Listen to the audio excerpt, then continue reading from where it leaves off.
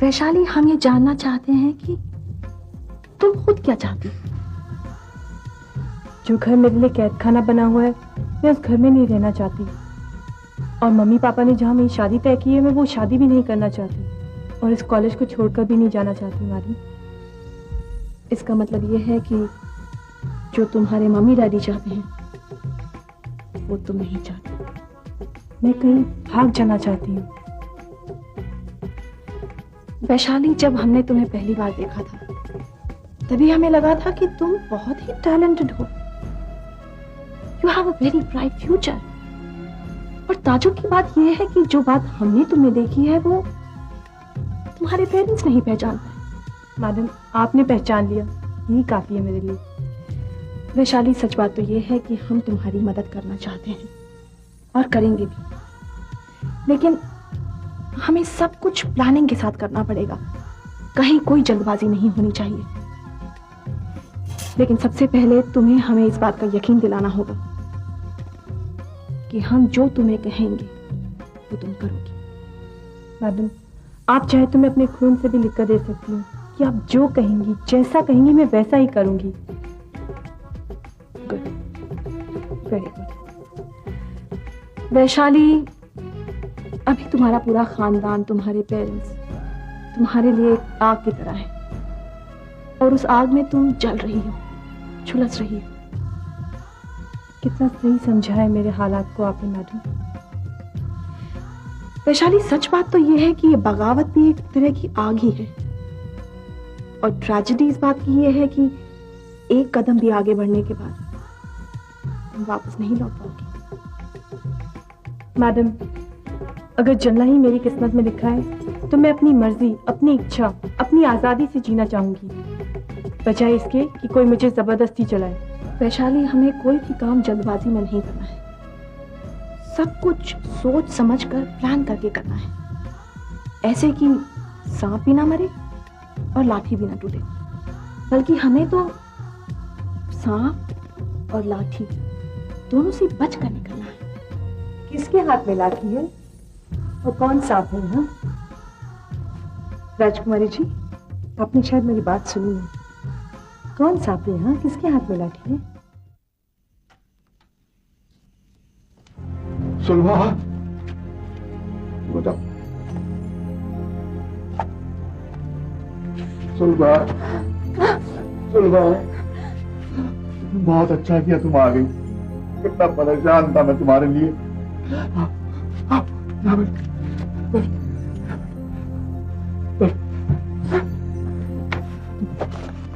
तुम क्यों चली गई थी यहाँ से? कहाँ चली गई थी?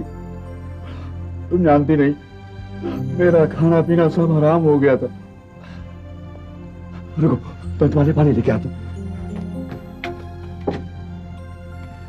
लो, पानी पियो, पानी पियो।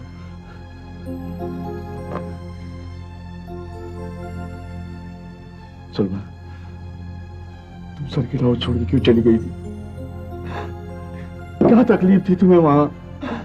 पहले तुम्हारी सेवा के लिए नर्सें रखी थी, डॉक्टर था तुम्हारे इलाज के लिए। बोलो।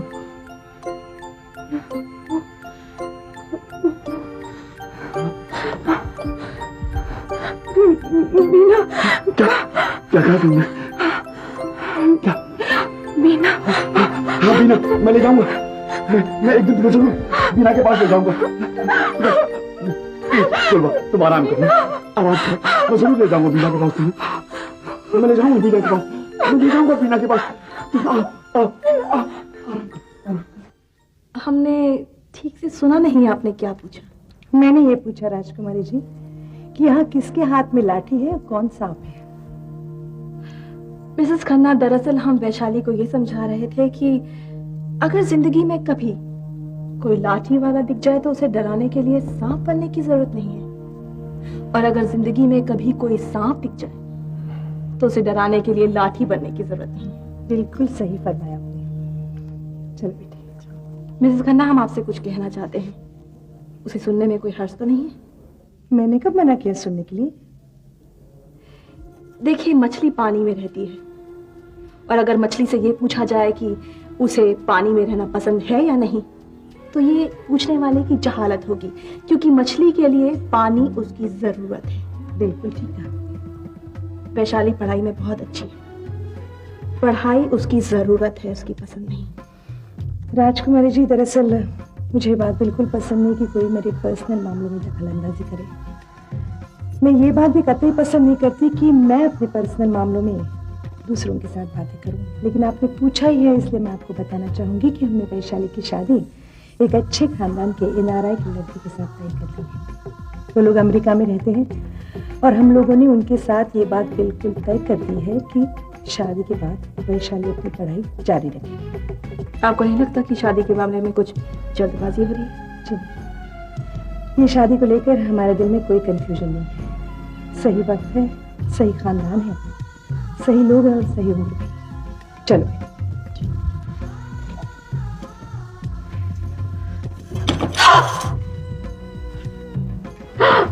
क्या हुआ मैडम? ये बताने पर हम तुमसे कांटेक्ट करेंगे, हमारे फोन पे इंतजार करना। ये अचानक क्या हो गया? कुछ नहीं, एक मामूली सी पिन लग गई है। राजकुमारी जी, पिन मामूली सा हो सकता है, लेकिन उसका चुभना मामूली बात नहीं है। आप जल्दी से एंटी टिटेनस का इंजेक्शन लगवा दीजिए, वरना आगे चलकर प्रॉब्लम्स खड़े हो सकते हैं। जरूर।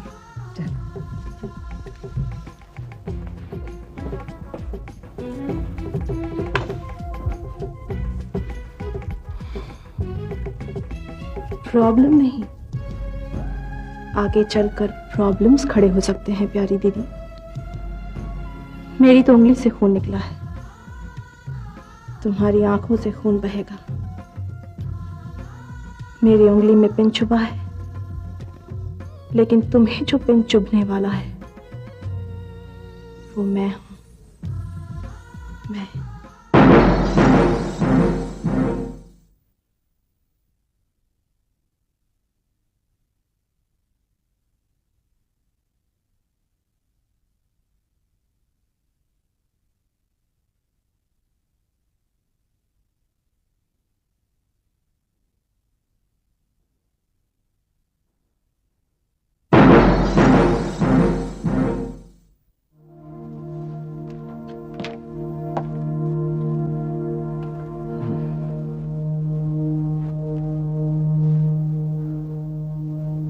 भाऊ साहब, 10 मिनट पहले मैं आपके साथ था, तब तो आप इतने परेशान नहीं लग रहे थे। बंसी जी भाऊ साहब। अगर वर्ल्ड वार हो जाए तो 10 मिनटों में सारी दुनिया नष्ट हो जाती है, लेकिन इन 10 मिनटों में क्या हुआ? एक फोन आया था। किसका? DCP का। मगर वो तो अपना आदमी है। हाँ, मगर उसके हाथ देसाई मर्डर केस का कोई खतरनाक सबूत लग गया है और वो उसे लेकर आ रहा है। चलिए भाऊ साहब, सबूत तो लेके आ रहा है ना। मगर उसने ये नहीं बताया कि सबूत है क्या। आने दीजिए भाऊ साहब। आइए आइए DCP साहब, तशरीफ रखिए।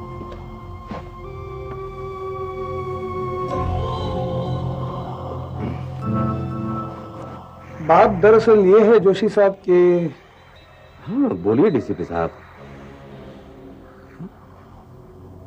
हाँ बंसी,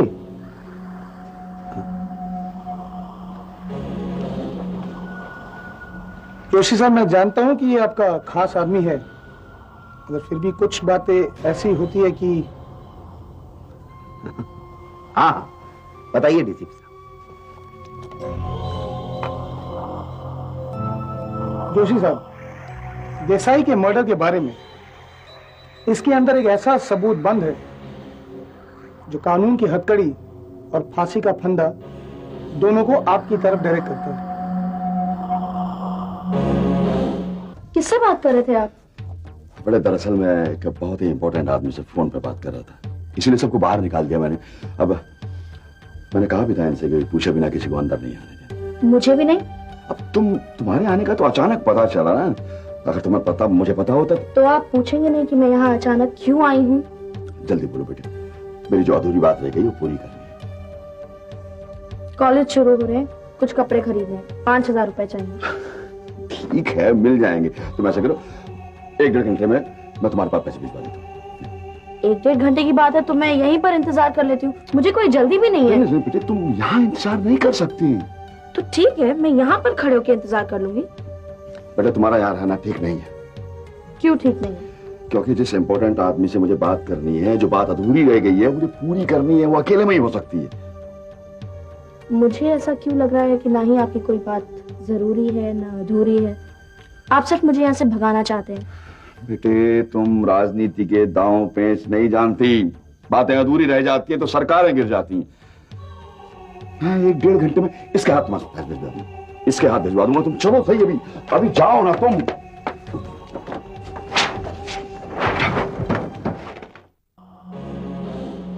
डीसीपी, गुस्सा होने की कोई जरूरत नहीं जोशी साहब, बेहतर होगा आप ये खुद ही सुन लीजिए। मैंने किसी को गलत बताया।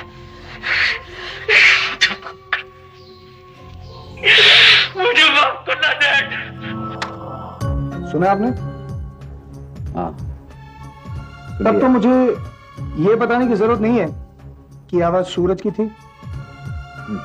जानता हूं। जोशी साहब, इंस्पेक्टर पांडे का ट्रांसफर हो गया है और देसाई के मर्डर की फाइल भी अब बंद हो गई है। ये भी जानता हूं। इसलिए अब आपको चिंता करने की कोई जरूरत नहीं। काफी लायक हो डीसीपी तो। जोशी साहब, सिर्फ तारीफ से काम नहीं चलेगा। ऐसे कामों के लिए तो इस हाथ दे और इस हाथ ले का हिसाब होता है। मेरा आपका पुराना संबंध है, इसलिए मुझे आप पर पूरा भरोसा है। और फिर मैंने रिस्क भी तो बहुत लिया है। बस इस बात का ख्याल रखिएगा।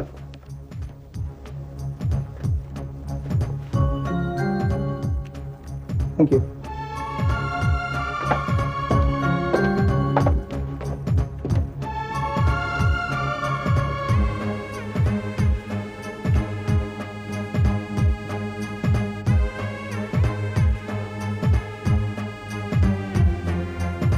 साहब,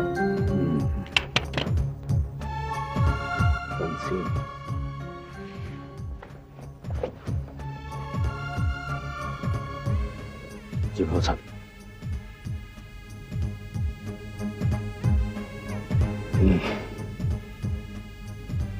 डीसीपी हमारे लिए खतरा बनने वाला है,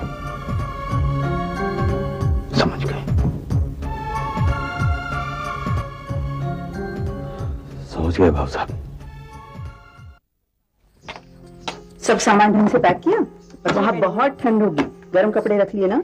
सब कुछ रख लिया है बड़ी माँ, सब कपड़े रख लिए हैं। ठीक है फिर। पद्मिनी, तुम राजस्थान से लौट कब रही हो? करीब 14-15 दिन में। How are you not going alone? नहीं नहीं, टीचर्स और स्टूडेंट्स को मिला के करीब 46 लोग हैं। गुड। आप मेरा इतना ख्याल मत रखा करिए। बड़ी माँ ने जिस तरह से मुझे पाला है ना, उस तरह से सिर्फ दुनिया को दिखाने के लिए मैं एक फूल हूँ। अगर कोई मुझे छुएगा तो मैं अंगारा बन जाऊंगी, और अगर किसी ने मुझे छेड़ा तो तलवार। क्यों बड़ी माँ? अच्छा, वहाँ पहुँचते ही मुझे फोन करना। हाँ जी बड़ी माँ, और कोशिश करूंगी कि हर रोज दिन में कम से कम एक बार तो आपसे बात करूँ। ठीक है। पद्मिनी, एसटीडी के रेट्स बहुत बढ़ चुके हैं। इतने दिनों के लिए जा रही हो इतने लंबे टूर पे, कुछ पैसे रखो अपने पास, काम आएंगे। थैंक्स अ लॉट, बट ये पैसे मुझे नहीं चाहिए। आपने मेरा इतना ख्याल किया, ये मेरे लिए बहुत है।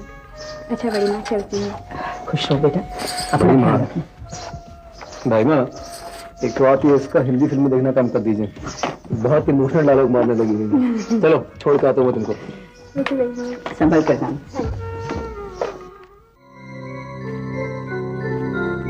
आओ खबरी, क्या बात है?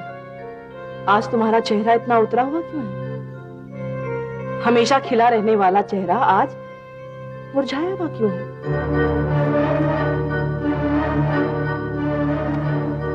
क्या बताऊं राजकुमारी साहब, आपसे किए हुए वादे कभी कभी मैं पूरे नहीं कर पाती। कभी तकदीर काम नहीं करती और कभी तरकीबें फेल हो जाती। Let me think. तुमने लास्ट हमसे वादा किया था कि तुम श्रीवास्तव की बीवी सुलभा को हमारे पास लेकर आओगी और हम तुम्हें मुंह मांगी कीमत देंगे। मांगने का तो मुंह ही नहीं रहा, रकम का तो सवाल ही पैदा नहीं होता। क्या हो गया है? सुलभा कहाँ है?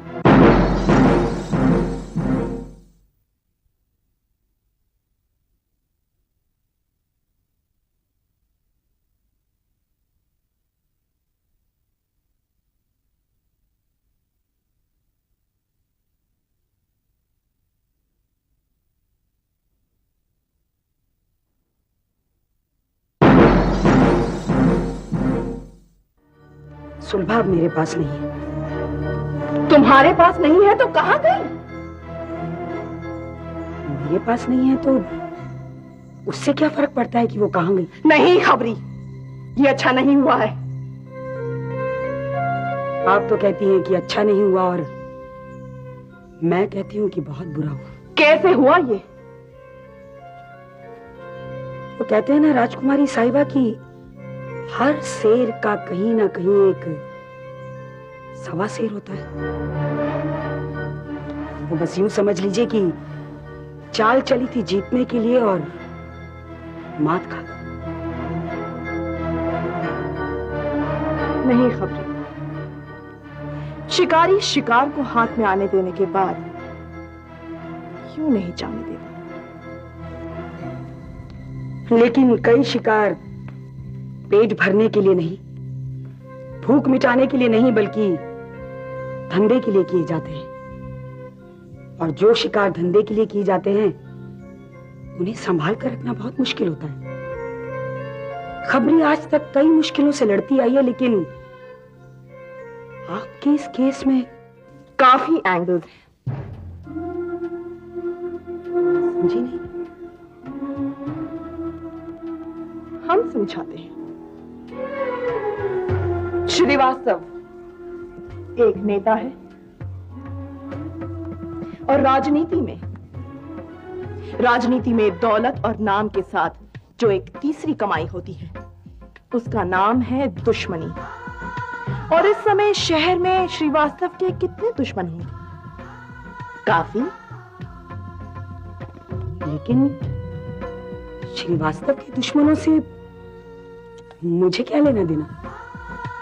तुम्हें लेना देना नहीं है, लेकिन उन लोगों को होगा जो सुलभा को तुमसे ले गए हैं। और वैसे तुम कौन सी देवी हो खबरी? तुम्हारे धंधे में ब्लैकमेल और डबल क्रॉसिंग तो ऐसे जुड़ा है जैसे कि एक पेड़ से उसकी पत्ती और टहनियां जुड़ी होती हैं।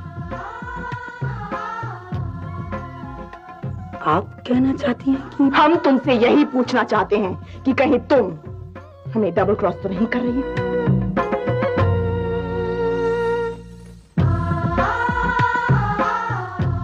राजकुमारी साहिबा, आप मेरी जान ले लीजिए, मगर शक मत कीजिए मुझ पर। मैं आपको सुलभा की तस्वीर जल्द से जल्द लाकर दूंगी। कितनी रकम चाहिए तुम्हें? जी नहीं, उसके लिए मुझे कोई रकम नहीं चाहिए। चलती हूँ।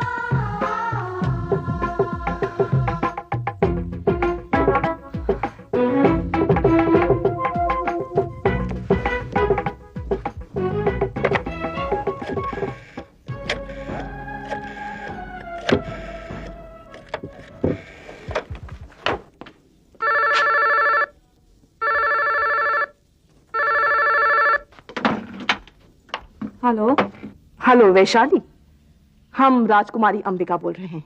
मैडम कहिए। बहुत ध्यान से सुनना हमारी बात, जो अब हम कहने जा रहे हैं।